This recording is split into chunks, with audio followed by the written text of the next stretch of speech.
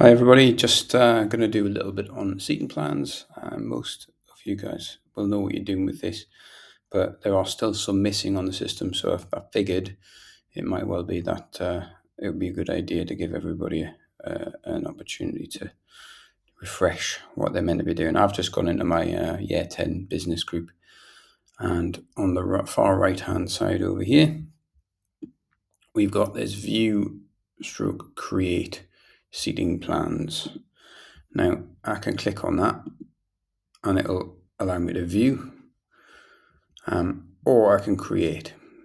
So this one will take me to one that I've already done, and I'm going to click create because if you haven't got them, that's the most useful function for you guys. Now that'll lead you to this particular screen. Now what I would say is that a really good thing to do is search. If you go between different rooms, as I do, then there might well be a seating plan already in existence. So in 316, where I do some of my teaching, there is already a room I created. But there will be others. So 204, there's two. So Rebecca's created one and I've created one. If you just create one from new, okay, so my layout. Actually, I want to create a new room up here. This would just be a blank template. So we can very easily, so this button over on the left-hand side adds a chair. So if I want to make my scene plan like many people have, little threes, this is quite a common way of setting up chairs in the school. So we've got little groups of three. It's quite easy to do. If you want to add things like a text box at the front just to say where the board is, just helps to give you context.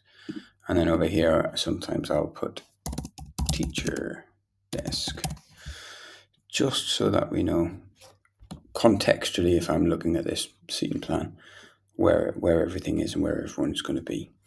If I want to create this, I then press create or save and create. But before I do, I want to encourage you to use this. So I'm going to just put room 1000 in here.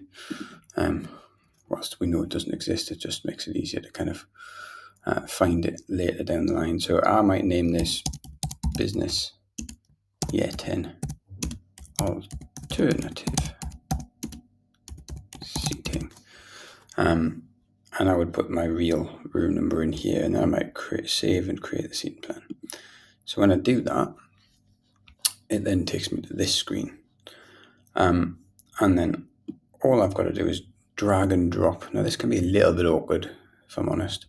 You're just dragging the students into different seating spaces, and then they all sit in the right spots that we want to. And you can change this as many times as you like during a lesson,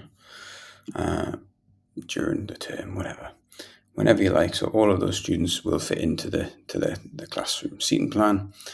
And then once you're done, you press save, and that will be your seating plan done. You can call it.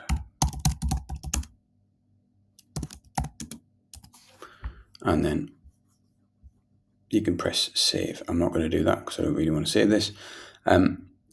Another useful feature we can have here is if we have it as tiled or detailed,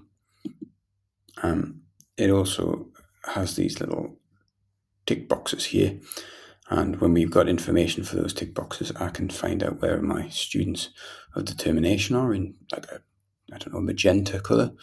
Any ELL students, which we have one in my class I was looking for. And then, we're looking at their CAT targets. Once those are generated, they should appear.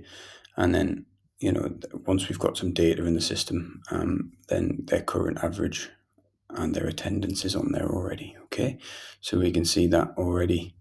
We can use this as a data-based tool. So having those seating plans in place isn't just useful for the behavior for learning aspect. It's useful for knowing your students and learning where their strengths and weaknesses lie.